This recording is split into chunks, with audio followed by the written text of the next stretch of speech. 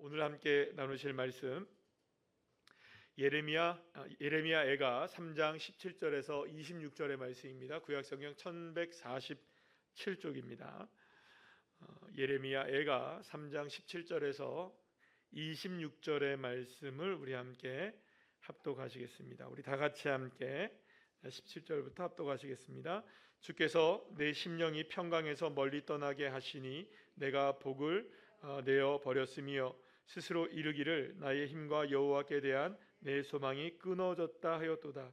내 고초와 재난 곧 쑥과 담즙을 기억하소서. 내 마음이 그것을 기억하고 내가 낙심이 되노나 이것을 내가 내 마음에 담아 두었더니 그것이 오히려 나의 소망이 되어 싸움은 여호와의 인자와 긍휼이 무궁하심으로 우리가 진멸되지 아니함이니이다. 이것들이 아침마다 새로우니 주의 성실하심이 크시도소이다. 내 심령에 이르기를 여호와는 나의 기업이시니 그러므로 내가 그를 바라리라 하노다. 기다리는 자들에게나 구하는 영혼들에게 여호와는 선하시도다. 사람이 여호와의 구원을 바라고 잠잠히 기다림이 좋도다. 아멘. 할렐루야. 옆에 있는 분들과 인사 나누겠습니다. 반갑습니다. 반갑습니다. 다시 한번 인사하겠습니다. 사랑하고 축복합니다. 감사합니다. 방어지는 그래도 꽃바위랑 방어지는 좀 시원하죠? 그래도 좀 시원하더라고요. 오늘도 여기 있다가 잠깐 저기 그 방어진에 내려갔다 왔었는데 바람이 얼마나 여기랑도 다르더라고요.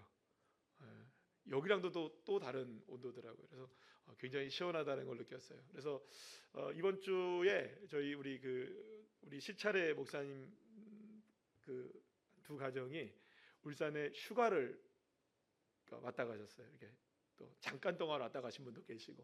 그런데 방어진 희한한 동네래요. 이렇게 시원한 동네가 어딨냐고, 이렇게 좋은 동네가 어딨냐고. 그래서 너무 좋고 그래서 오고 싶다 하시더라고요. 자리 알아봐 줄까? 우리 좋은 동네 살고 있습니다. 오늘 이 밤에 주님 앞에 나와서 예배하는 여러분들 한 분 한 분들에게 풍성한 하나님의 은혜 허락해 주실 줄로 믿습니다. 자, 오늘은 예레미야애가 3장 17절에서 26절의 말씀으로 여호와의 구원을 바라라. 시작. 여호와의 구원을 바라라 라는 제목으로 함께 은혜를 나누겠습니다. 여러분들 성 어거스틴 아시죠? 이게 중세의 교부이기도 하고, 이 성 어거스틴, 우리가 보통 아우구스티누스라고 부르는 이분인데요. 이분이 이런 말을 했습니다. 우리 한번 다 같이 한번 읽어볼까요? 시작. 우리가 하나님께 축복을 받으려는 마음보다 하나님이 우리를 축복하시려는 열망이 더 크다. 아멘. 여러분 아멘이십니까? 우리가 이제 일상에서 흔히 경험하는 일 가운데 하나가 이제 ARS 같은 경우에 우리가 무슨 AS를 부탁한다든지 아니면 뭐를 연락을 할 때에 전화를 하게 되잖아요. 1588 어디 이렇게 전화를 하게 되면 몇 번 누르다가 상담원 연결을 하려면은 좀 기다린다는 얘기를 하죠. 좀 기다려야 되겠습니다. 이렇게 얘기를 합니다. 근데 기다리라고 얘기하니까 우리가 기다립니다. 근데 자꾸 음악도 나오면서 계속 상담이 지연되고 있사오니 잠시만 기다려 주시면 바로 연결해 드리겠습니다. 띠리리리 또 하다가 오다가 또 한 번 그런 얘기가 나오고 또 한 번 그런 얘기가 나오다가 계속 기다리라고는 하는데 여러분들 이게 연결이 안 될 때가 있죠. 그럴 때 좀 짜증 납니까 안 납니까? 좀 짜증이 나요. 왜냐하면 이게 기다리라고 하는데 기다려도 안 되니까. 차라리 이렇게 얘기하면 훨씬 더 그냥 마음 편할 때가 있어요. 뭐냐하면 지금 상담 연결이 안 되니까 끊어 주십시오. 그죠? 끊어 주십시오. 그러면 여러분 끊죠. 우리가 기다리지 않죠.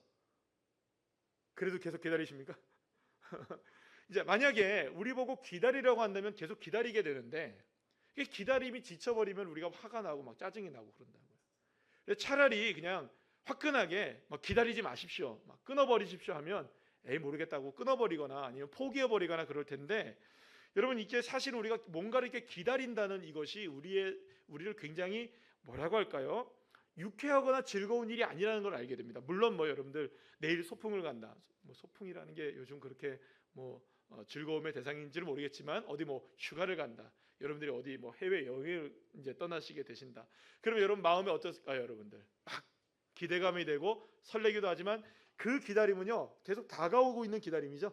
언젠가는 이렇게 다가오잖아요. 날짜가 정해져 있는 기다림은 사실상 계속 우리를 유쾌하게 만들고 즐겁게 만들 수는 있어요. 근데 끝을 모르는 기다림, 그냥 계속 기다리라고 한다면 이건 사실 우리를 즐겁게 하거나 유쾌하게 하는 일은 아니에요. 때로는 그래서 지치기도 하고, 때로는 우리가 짜증을 나기도 하고 힘들기도 하는 것이 어떻게 보면 기다림이라고 말할 수 있습니다. 그런데 주님은 우리를 향해서 성경에 보시면 끊임없이 우리에게 뭐라고 얘기하시느냐? 기다리라라고 얘기하십니다. 기다리라. 여러분, 그러니까 오늘 딱 말씀을 딱 읽어보면서 벌써 이미 기승전결 다 쓰셨죠, 그죠?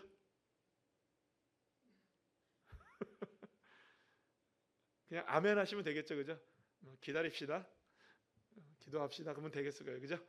아마도 이제 또 기다림이란 주제로 우리가 함께 그 말씀을 나누게 되어서 어떻게 보면 화끈하게 제가 말씀드린 대로 차라리 기다리지 맙시다, 그냥 차라리 며칠까지만 기다려 봅시다, 이렇게 얘기한다면 여러분들 우리가 화끈하게 얘기할 수 있을 것 같아요.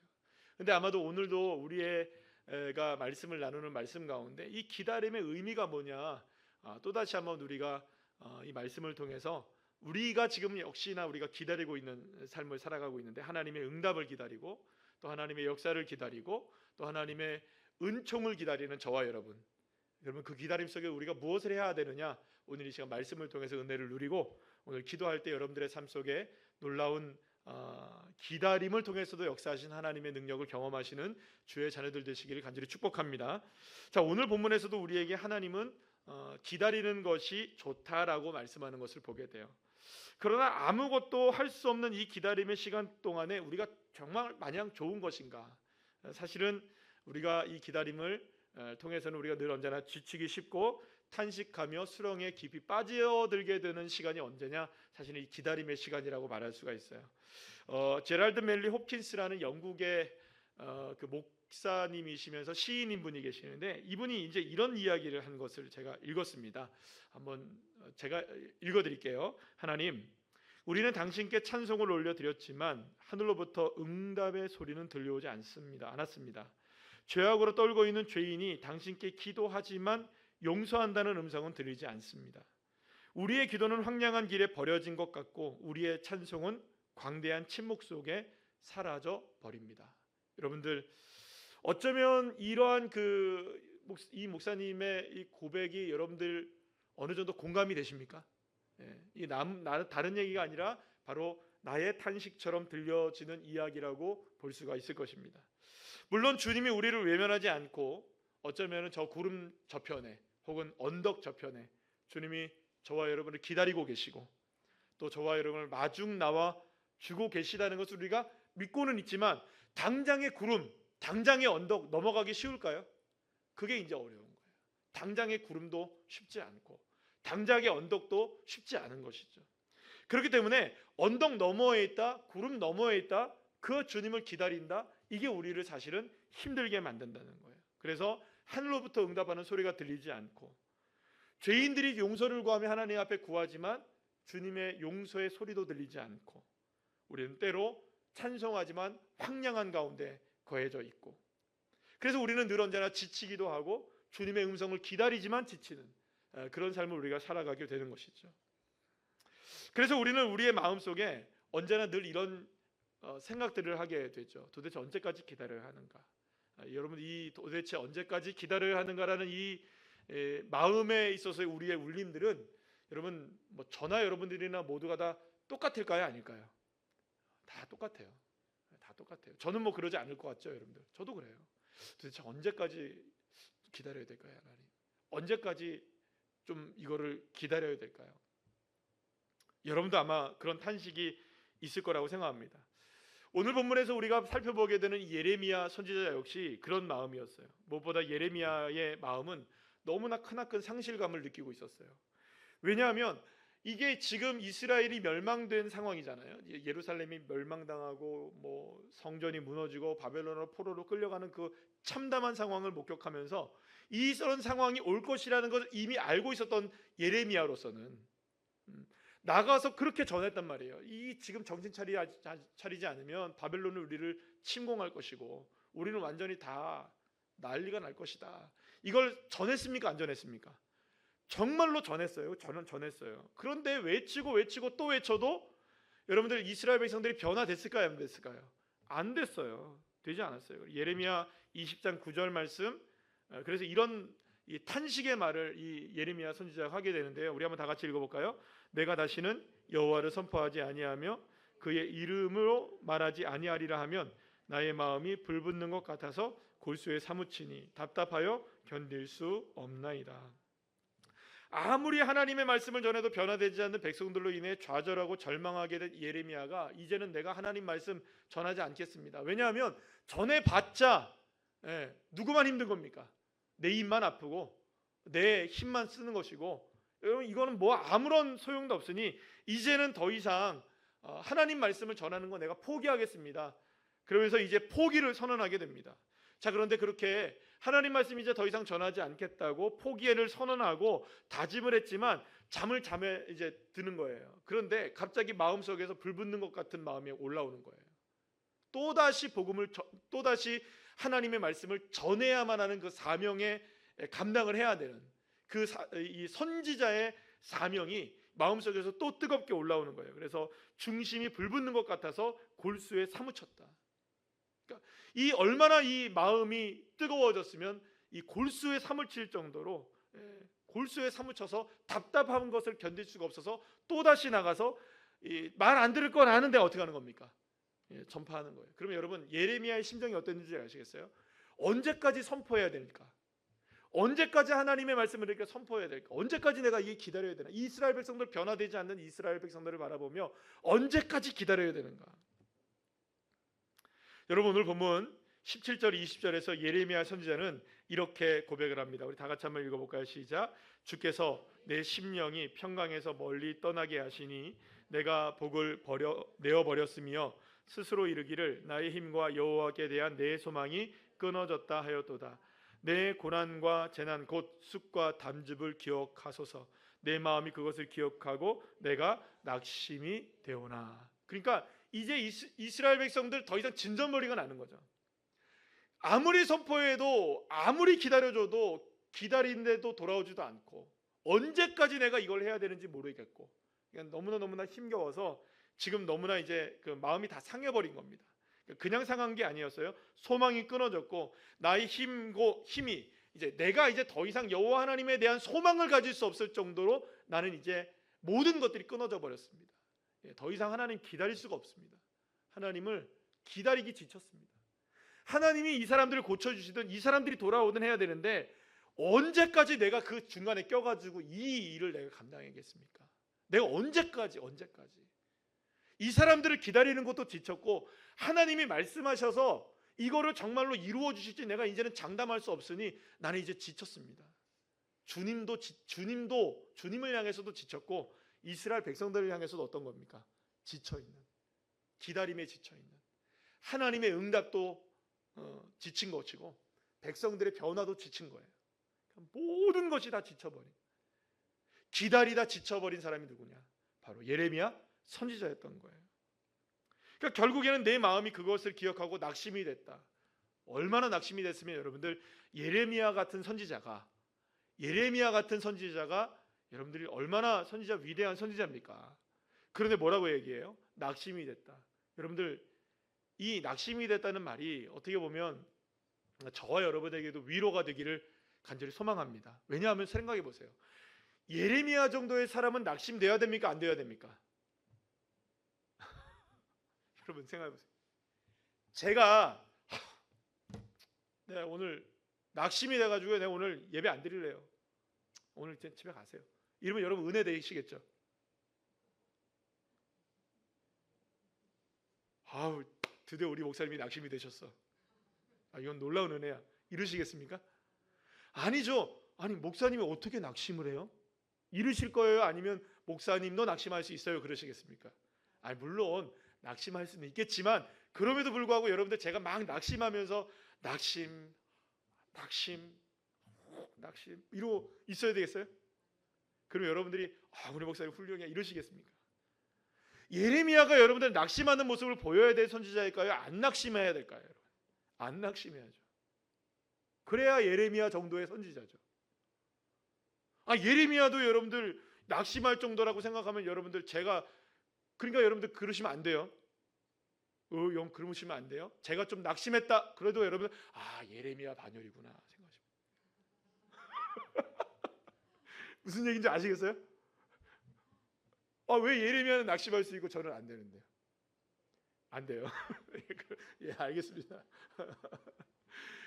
이해 차원을 하자면 그런 겁니다. 뭐 제가 낙심을 하겠다는 말이 아니라 예레미야가 낙심한다. 여러분 우리가 이 예레미야가 낙심했다는 표현을 쓰는 것이 결코 뭐 그냥 받아들일 수 있는 말이 아닌 거잖아요. 어떻게 이런 선지자가 낙심을 하는가? 여러분 엘리야가 이세벨의 협박 편지에 못 이겨가지고 나 죽겠다고 도망간 모습 여러분들 괜찮은 모습이라고 생각하십니까? 와 훌륭해, 그죠? 본받을 만해. 협박 편지 한번 받아봐야 돼, 그죠? 그리고 거기에서 무너져 내려서 나 죽겠다고 로뎀나무 아래에서 가가지고 요번에 가서 여러분들 로뎀나무를 보니까요, 로뎀나무가요 여러분들 뭐 커다란 나무인 줄 알았어요 제가. 이게 세상에 로뎀나무가 어떤 나무냐면 뭐 이렇게 그냥 풀처럼 나와 있는 나무예요. 거기에서 여러분들 기댈 데도 없어요. 기댈 데도 없어요. 저는 로뎀나무가 무슨 나무가 이렇게 굵어가지고 거기에 딱 기대면 여러분들 막 좀 명상이 되고 묵상이 되고 또 막 그 그늘 아래에 있어가지고 주님의 은혜를 막 갈망할 수 있는 그런 나무인 줄 알았어요. 그런데 지나가다가 그 선교사님이 뭐라고 해요? 이게 로뎀나무입니다 그러더라고요. 에게? 풀처럼 나와 있는 나무예요. 기댈 수 없어요 여러분들 거기에. 그냥 거기는 어떤 나무냐? 풀 속에 들어가 가지고요 그냥 숨어 있는 나무예요. 숨어 있는 나무. 그러니까 로뎀나무에 들어가 있었던 엘리야를 생각해 보면 왜 로뎀나무에 있었는지를 알겠더라고요. 왜 지금 누구를 피해 갖고 온 거예요 지금? 이세벨을 피해 가지고 도망쳐 나온 주제에 여러분들 딱하니 여러분들 거기다 좌판 딱 깔아놓고 커피 한 잔 마시면서 음악 들으면서 이러고 있을 때가 아니죠 지금? 숨어 있는 거예요. 숨어 있는 거예요. 숲풀 속에 숨어 있는 거예요. 이게 엘리야였다고요. 엘리야 이렇게 해도 될까요? 안 될까요? 이러면 안 되죠. 엘리야가 어떻게 이런 사람이 됩니까 여러분들? 예레미야가 어떻게 낙심한다고 표현을 합니까? 근데 여러분 이걸 이해하셔야 돼요. 얼마나 낙심이 되면, 얼마나 기다리다 지쳤으면 선지자조차도 낙심이 된다고 이야기를 하겠습니까? 그러면 여러분 저와 여러분에게 있는 이 낙심의 크기가 얼마나 크고 깊든지 예레미야도 낙심이 됐다고 생각한다면 그래도 위로가 되시죠? 저는 위로가 되는데요. 예레미야도 낙심했었구나. 사랑하는 여러분, 여러분들의 낙심 그거 잘못된 거 아닙니다. 낙심할 수 있습니다. 실망할 수 있습니다. 기다리다 지칠 수 있습니다. 누군가가 뭐라고 한다면 여러분들 그렇게 당당하게 얘기하세요. 예레미야도 낙심했잖아. 그러니까 여러분 이 낙심이 얼마나 깊은 낙심이든 저와 여러분에게 다가온 낙심의 크기가 무엇이든 예레미야도 낙심한 상황 가운데 있었다는 걸 생각하면 예레미야나 나나 동병상련인 거예요 지금. 그런데 여러분 이제부터가 다른 거예요. 똑같이 낙심할 수 있어요. 사람은 누구나 예레미야나 우리나 상황이 다가오면 낙심할 수 있습니까 없습니까? 다 낙심할 수 있어요. 다윗도 여러분들 너무나 낙심했어요. 사울의 왕은 칼을 피해 도망 다녀야 했던 이 다윗이 뭐라고 고백하느냐? 시편 22편 1절에서 2절 말씀을 통해서 이렇게 고백합니다. 신세 한탄합니다. 우리 다 같이 한번 읽어볼까요? 내 하나님이여 내 하나님이여 어찌 나를 버리셨나이까? 어찌 나를 멀리하여 돕지 아니하시오며 내 신음소리를 듣지 아니하시나이까? 내 하나님이여 내가 낮에도 부르짖고 밤에도 잠잠하지 아니하오나 응답하지 아니하시나이다. 아멘. 여러분 다윗은 100번 기도하면 100번 다 응답 받았을까요? 조지 밀러가 대단한 거예요, 그죠? 5만 번 기도했는데 5만 번 다 응답 받았다고 하니까 대단한 것 같아요. 근데 다윗 보니까 뭐라고 얘기해요? 내가 밤낮 부르짖고 기도를 해도 응답하지 않았다. 여러분 다윗도 하나님의 기도가 거절된 기도가 있었던 거예요. 그러니까 여러분들 이게 오늘 여러분들에게 원고에 없는 얘기가 자꾸 나오는데 이게 여러분들에게도 저와 여러분에게도 적용되는 겁니다.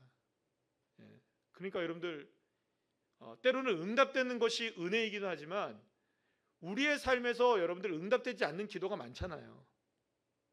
근데 누구도 그랬던 겁니까? 다윗도 그랬어요. 그러나 오늘 다윗도 이렇게 응답되지 않은 기도가 있었다는 것을 생각하면서 여러분들 우리가 또한 위로를 받게 됩니다. 그러나 여러분 위로받는 것으로 끝나면 안 됩니다. 다릅니다. 다윗도 다르고 예레미야도 달라집니다. 여기서 어떤 게 나오냐 하게 되면 이 다윗의 절규 가운데 어찌하여 하나님 내 하나님 내 하나님이여 내 하나님이여 어찌하여 나를 버리셨습니까? 이거 어디서 많이 들어온 얘기죠. 그죠? 예수님께서 십자가에서 엘리 엘리 라마 사박다니 이 얘기가 시편 22편 1절 말씀이에요. 그러니까 예수님도 지금 십자가상에서 뭐라고 고백하는 겁니까? 어찌하여 하나님 나를 버리셨습니까? 라고 고백하는 거예요. 여러분 예수님이 여러분 다윗까지도 우리가 이해를 한다고 하는데 예수님이 하나님에게 버림받았다고 하나님을 향해서 여러분들 신음소리를 내시면서 하나님 앞에 응답하지 않는다고 하나님 앞에 뭐하고 있는 겁니까? 지금 다윗이 한탄하고 자신의 신세 한탄하는 거잖아요. 지금 예수님도 신세 한탄하고 계시는 거예요. 이 무슨 말일까요 도대체? 그러니까 여러분 다윗이 경험했던 고난의 크기와 깊이가 예수님이 십자가를 경험했던 고난의 크기와 깊이와는 비교할 수는 없겠지만 어쨌든 그러한 고통이었다는 거죠. 그러면 여러분 예수님이 당했던 고통이라는 것은 단지 육체적인 고통만은 아니었겠죠? 물론 육체적인 고통이 어마어마하셨겠지만 육체적인 고통보다 더 큰 고통이 무엇이었을까요? 하나님께 버림을 받았다는. 그러니까 정말로 하나님 앞에 버림을 받았다는 이 상황 자체가 너무나 견딜 수 없는 고통이었고 인간이 경험할 수 있는 가장 극렬한 고통 가운데 하나가 뭐냐? 하나님께 버림을 받은 고통입니다. 하나님께 버림을 받은 고통. 그러니까 여러분 예수님도 그랬고 다윗도 그랬고 사실은 예레미야도 그렇고 모두 말할 수 없는 절망과 탄식을 경험했을 때 그들이 경험했던 것 동일하게 하나가 뭐냐면 하나님의 얼굴을 보지 못했다는 거예요. 하나님을 경험하지 못하고 있는 상황. 하나님을 경험하지 못하는 그 상황이 너무나 고통스러운 거예요. 너무나 고통스러운 거예요. 그러니까 하나님이 자신을 향해서 얼굴을 숨기고 계시는 그 순간. 내가 아무리 주님을 불러도 주님이 대답하지 않은 그 순간. 주님과 나 사이에 막힌 담이 쳐져 있는 그 순간. 물론 사랑하는 여러분 우리에게 하나님은 늘 말씀으로 위로하시고 은혜를 주시는 하나님이십니다. 힘겨운 삶 속에서도 늘 우리에게 말씀해 주시고 또 우리에게 그 말씀을 통해서 소망을 주시기도 합니다. 그러나 주님의 은혜의 얼굴에 커다란 삶의 문제 속에서 숨겨지고 가려지게 될 때 우리는 너무나 힘든 시간을 보내게 되는 것이죠. 무엇보다 그저 주님의 뜻을 기다려야만 할 때 그 기다림 속에서 우리는 그 상황 자체가 너무나 큰 시험으로 다가오게 되어지는 것이죠. 그렇다면 우리가 이럴 때 어떻게 해야 되느냐 도대체. 우리가 이렇게 하나님과 단절된 시간을 경험하게 있을 때 우리가 무엇을 선택해야 되고 어떻게 해야 되는 것일까? 기다림도 지치게 할 만큼 힘겨운 시간을 우리는 어떻게 보내야 하는가? 그러나 우리가 먼저 알아야 할 것 한 가지가 있습니다. 그것은 고통 속에서 주님의 은혜를 갈망하며 주님의 역사를 기다리는 그 순간 결코 여러분, 사랑하는 여러분, 결코 죄책감에 빠지지 않기를 축복합니다. 다시 한번 패배자의 마음이 되지 않기를 축복합니다. 그러니까 기다리는 것이 그때가 하나님의 징계의 순간일 수 있어요. 나 개인적으로 볼 때 그럴 수 있습니까 없습니까? 있죠. 내가 어떤 순간에 하나님의 뜻을 기다려야 되는 순간이 하나님이 나에게 징계를 내리는 시간일 수도 있어요. 하지만 그러한 때라도 우리가 분명히 알아야 됩니다. 우리가 주일날 말씀을 통해서 우리가 함께 배운 것들이 있잖아요. 나눈 것들이 있잖아요. 진노 중에도 긍휼을 잊지 않으시는 하나님. 우리가 여러분들 저와 여러분이 아주 버림을 당할 수밖에 없는 인생이라 할지라도 주님은 저와 여러분을 결코 버리지 않으시는 하나님. 우리의 자격이 있어서 아니요. 우리에게 능력이 있어서 아닙니다. 하나님이 저와 여러분을 사랑하시기로 작정하셨어요. 믿으십니까? 그러면 여러분 그 사랑이 저와 여러분을 이끌고 가시는 거예요. 비록 우리가 진노 중에 있다 할지라도 징계 가운데 있다 할지라도 기다림 속에 있다 할지라도 하나님의 은혜와 사랑의 끈은 결코 끊어지지 않았다. 이 사실을 믿는 믿음이 저와 여러분에게 풍성하게 살아나야 될 줄 믿으시길 바랍니다. 그리고 여러분 기다리는 순간 속에 죄책감에 빠지지 마셔야 돼요. 아유, 하나님이 나 같은 사람은 관심도 없으신가 봐. 스스로가 절망하지 마셔야 됩니다. 자책하지 마셔야 돼요. 또 하나 우리가 경계해야 할 것이 있어요. 뭐냐면 이제 말하자면 이제 그 아론의 금송아지 사건을 우리가 생각해 보면 이게 이제 딱 우리에게 나오게 되는데요. 아론은요 모세와 같은 반열에 있는 사람이었습니다. 거의 그죠? 어떻게 보면 모세는 지도자였지만 아론은 제사장으로서 어떻게 보면은 더 제사장이라는 게 뭡니까? 하나님을 예배하는 자리에서 주님을 향해 나갈 수 있는 사람이었잖아요. 근데 물론 뭐 동일한 상황은 아니었지만 얼마든지 아론도 모세와 같은 사명을 감당할 수 있었어요. 그런데 극명하게 아론과 모세가 나눠지는 사건이 벌어지게 됩니다. 모세가 시내산에 올라가서 하나님의 말씀과 율법을 받고 있을 때 아론이 이 산 밑에 있었던 백성들을 모아다가 모세가 계속 내려오지 않으니까 뭘 하기 시작합니까? 야, 하나님 이스라엘 민족을 이끌었던 하나님이 지금 어디 갔는지 우리가 알질 못한다. 모세는 산으로 올라가 버렸고 하나님의 음성은 들리지 않고 지금까지 모세를 통해서만 하나님은 우리가 음성을 듣고 이렇게 해왔었는데 모세가 없으니 하나님이 도대체 어디 있는지 모르겠는데 우리 하나님 한번 만들어 볼까? 그러면서 금리빨 팔아요. 은은 아니군요, 그죠? 금리빨 뭐 다 빼는 거예요. 막 금박지 다 모아가지고 뭘 만듭니까? 금송아지를 하나 만들어요. 금송아지를 딱 하나 만들면서 그들이 뭐라고 얘기하느냐? 출애굽기 32장 4절 말씀 한번 읽어볼까요? 시작. 이스라엘아, 이는 너희를 애굽 땅에서 인도하여 낸 너희의 신이로다 하는지라. 아멘. 아멘은 아닌 것 같죠, 그죠? 아론을 비롯한 산 아래에 머물렀던 이스라엘 백성들은 이 금송아지가 누구라고 알고 있는 겁니까? 하나님이라고 알고 아론의 인도에 따라 금송아지를 하나님으로 섬기는 일이 일어나게 되었던 거예요. 그러면 그들에게 볼 때에는 하나님은 어디 있습니까? 지금 하나님은 어디 계셔요? 지금 시내산에 누구를 만나고 있습니까? 모세를 만나고 있죠. 물론 여러분 거기에만 하나님이 계신 건 아니죠. 어디에나 계시죠. 그런데 이스라엘 백성들과 아론은 지금 하나님을 어디에다 지금 가둬놨습니까? 지금 금송아지에 가둬놓은 거예요.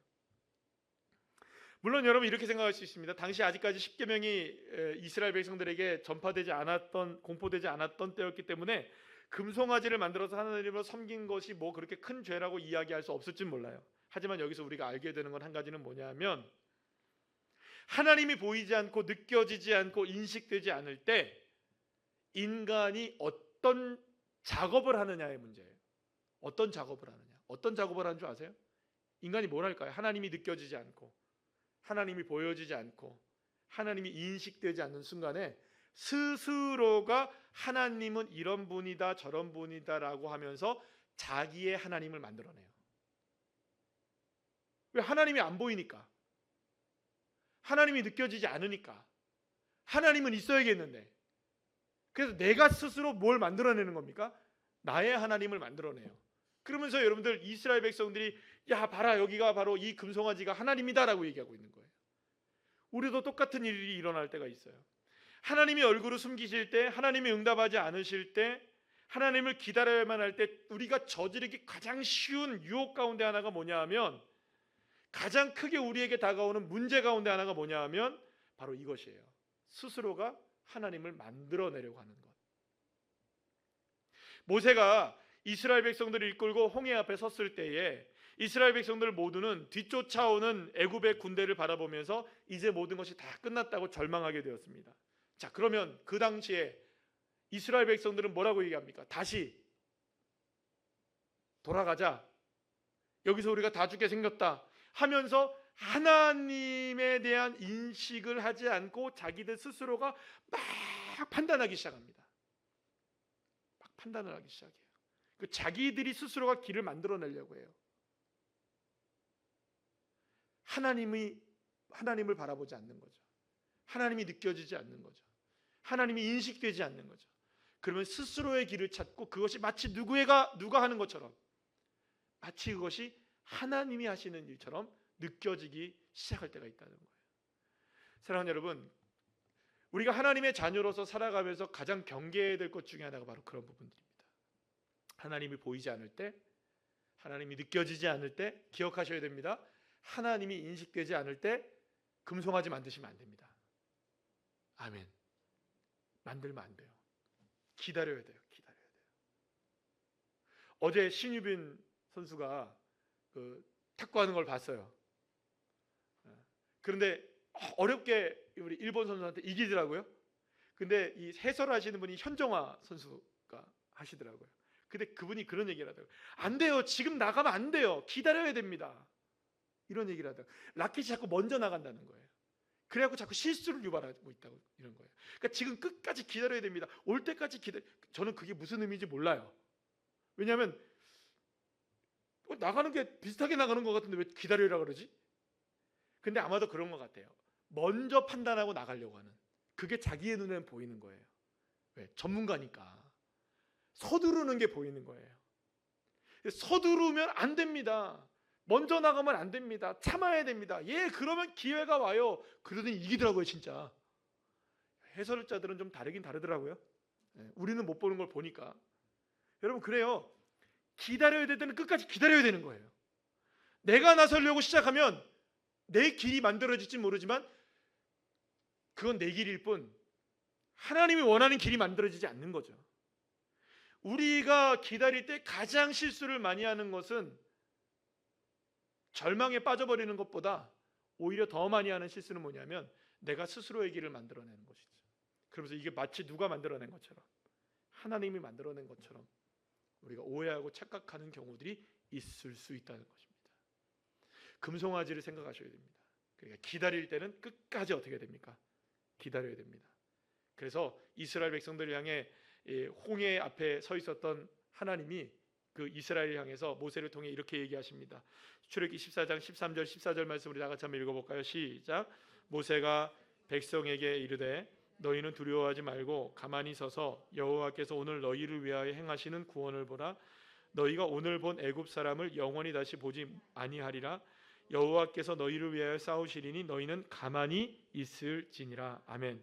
여러분, 이렇게 위급한 상황 가운데서 가만히 있어야 됩니까? 뭐라도 해야 됩니까? 아니, 위급한데 뭐라도 해야 되겠죠. 1분 1초가 급한 상황에서 뭐라도 해야만 하는 긴급한 상황 속에서 주님이 뭐라고 얘기하시냐? 느긋하게 가만히 있어라 너희들은. 가만히 있을 때가 아니잖아요. 뭐라도 해야 살잖아요. 그런데 그때에 주님이 멈추라고 얘기하시는 겁니다. 그러니까 하나님은 이렇게 얘기하시는 겁니다. 우리의 삶이 아무리 급하든 급하지 않든, 중요하든 중요하지 않든, 평안하든 불안하든 그 어떠한 상황 가운데 우리를 향해서 뭐라고 말씀하시느냐? 기다리라 라고 말씀하고 계십니다. 왜 그러냐? 주님이 명확하게 말씀하십니다. 싸우는 건 나다. 내가 싸운다. 너희들이 싸우는 것이 아니라 내가 싸우는데 너희들이 기다려야지. 내가 앞서가야지. 왜 니들이 자꾸 앞서가려고 하느냐? 싸우는 주체가 누구라는 것, 역사하시는 주체가 누구라는 것, 일하시는 주체가 누구라는 것, 하나님. 그렇다면 여러분, 우리가 기다려야 할 때 해야 할 것은 무엇일까요? 해야 하는 것은 무엇일까요? 그렇습니다. 오직 하나님이 우리를 위해서 싸우신다는 믿음을 갖는 시간이 되어야 되는 거죠. 이 기다림의 시간이야말로 주님이 일하시고 계시는 순간이구나. 그렇구나. 이 기다림의 시간이야말로 주님이 처절하게 싸우고 있는 시간이구나. 그렇지. 내가 이 시간 참아야 되는 이 순간이야말로 주님께서 인내하시면서 이루고 계시는 순간이시구나. 그래서 사랑하는 여러분, 이 기다림의 시간 동안에 우리가 고백해야 될 것이 다른 것이 아니에요. 바로 주님이 일하심을 믿음으로 고백하고 주님을 초대하고 주님의 은혜를 갈망하는 자리로 나아가는 시간이 어떤 시간이냐? 기다림인 시간인 거예요. 그러니까 여러분, 이 기다림이 시간 동안에 확실한 기다림이 필요한 거예요. 우리에게. 여러분들 잘 생각하셔야 됩니다. 우리 지혜롭게 생각하셔야 됩니다. 어떤 지혜가 필요하느냐? 기다릴 때 확실하게 기다리셔야 됩니다. 어떤 확실함이 필요할까요? 그러면 이 기다림의 시간은 온전히 주님의 것입니다. 100%, 200%, 1000%, 10,000% 누구를 향한 신뢰. 진짜 이게 기다림 기다리는 시간이 하나님의 시간이 맞아? No. 그러면 또 느려지고 또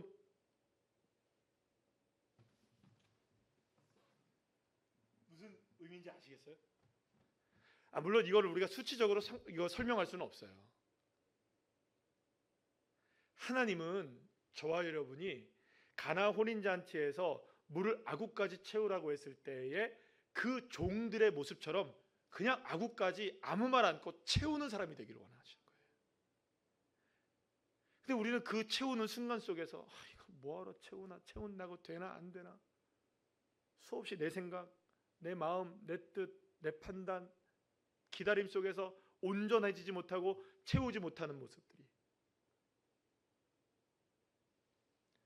사랑하는 여러분, 그렇기 때문에 우리가 기다리는 시간이 온전하게 주님을 갈망하는 시간이 되면 그 기다림의 시간은 의외로, 사랑하는 여러분, 짧아질 수 있는 것이죠. 그러나 기다림의 시간이 더 길어질 수도 있는 것입니다. 그럼 우리는 이렇게 생각합니다. 아니, 나 완전하게 주님을 의지했는데 여전히 기다려야 합니까? 그러니까 계속 기다리죠. 여러분들, 제가 웃는 거를 비웃는 게 아닙니다. 여러분들, 이게 우리가 지금 현실에 처해 있는 이런 기다림이에요. 자, 기다려요.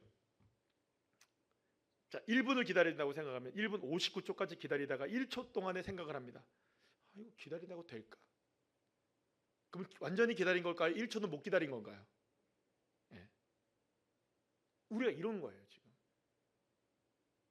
그러니까 완전한 기다림이라는 게 어떤 기다림인지, 그거는 여러분들 스스로가 하나님을 통하여서 그 믿음의 분량대로, 주님께서 주시는 대로, 그것은 여러분들이 감당하셔야 될 분량들이 있는 것입니다. 목사는 목사에게, 저는 저 개인적으로, 여러분들에게도 나름대로의 기다림이 필요한 거예요. 제가 이번에 목사님들 오셔서 무슨 얘기를 하다가 우리 박 권사님, 제가 그 아들 얘기를 좀 드렸어요. 오토바이 사고 난 얘기를. 근데 그 오토바이 사고 나고 난 다음에 지금까지 열심히 우리 교회에 이렇게 베이시스트로 헌신한다는 얘기를 쭉 하면서, 그러면서 오죽했으면 그 아들이 다리 몽둥이가 부러져서라도 교회를 나오게 하나님 해주십시오라고 기도를 했겠느냐. 오죽했으면, 정말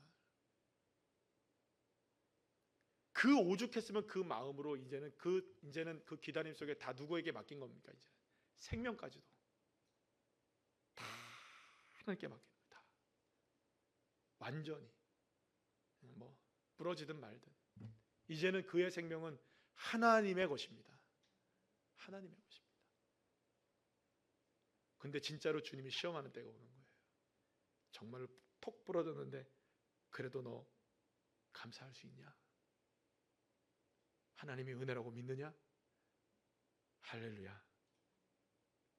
사랑하는 여러분, 저와 여러분의 삶에 기다려야 하는 그 순간까지, 마지막 그 순간까지, 정말로 긴급한 순간이라 할지라도, 그 짧은 시간이라 할지라도, 긴 시간이라 할지라도, 어느 순간이라도 주님을 향해 기다릴 수 있는 그 기다림이 온전해질 때 놀라운 하나님의 역사가 일어나게 될 줄로 믿습니다. 그래서 예레미야 3장 21절 26절 우리 오늘 한번 말씀을 한번 읽어볼까요? 시작. 이것을 내가 내 마음에 담아 두었더니 그것이 오히려 나의 소망이 되어 싸움은 여호와의 인자와 긍휼이 무궁하심으로 우리가 진멸되지 아니함이니이다. 이것들이 아침마다 새로우니 주의 성실하심이 크시도소이다. 내 심령에 이르기를 여호와는 나의 기업이시니 그러므로 내가 그를 바라리라 하도다. 기다리는 자들에게나 구하는 영혼들에게 여호와는 선하시도다. 사람이 여호와의 구원을 바라고 잠잠히 기다림이 좋도다. 아멘. 오늘 말씀을 시작하면서 제가 소개시켜드린 성 어거스틴이 한 말을 우리 다시 한번 읽어볼까요? 시작. 우리가 하나님께 축복을 받으려는 마음보다 하나님이 우리를 축복하시려는 열망이 더 크다. 믿으십니까? 하나님은 우리가 기도해야 하는 그 시간조차도 축복의 시간으로 채우기를 원하시고 계시는 분이셔요. 그러니 기다림의 시간은 오히려 하나님의 축복이 지금 채워지고 있는 시간이라고 믿으셔야 됩니다. 그러면 기다림이 길수록 축복은 더 커지는 것이죠. 은혜도 커질 수 있는 것입니다. 가치 있는 일이 더 많아지는 것입니다. 물론 기다림의 순간이 우리를 힘들게 만드는 건 분명하지만 그 기다림의 순간을 채워가시는 분이 하나님이시라고 우리가 전적으로 믿는다면 하나님이 얼마나 많은 것들로 좋은 것들로 채워주고 계시겠어요. 그러니 여러분, 그 기다림 속에서 우리가 해야 될 건 그겁니다. 빗살가루를 지금 채우시고 계시는 주님, 하나님의 은혜로 채우고 계시는 주님, 그 주님이야말로 틀림없는 주님이시고 지금 너무나 위급하고 긴급한 상황이라 할지라도 주님이 우리에게 기다리라고 말씀하신다면 하나님, 나는 오늘 이 짧은 시간이라도 기다리겠습니다. 그러면 그 기다림 속에 하나님이 빛나게 하시는 축복으로 우리의 삶을 이끌어 가셔서 하나님의 큰 영광을 드러내실 줄로 믿습니다.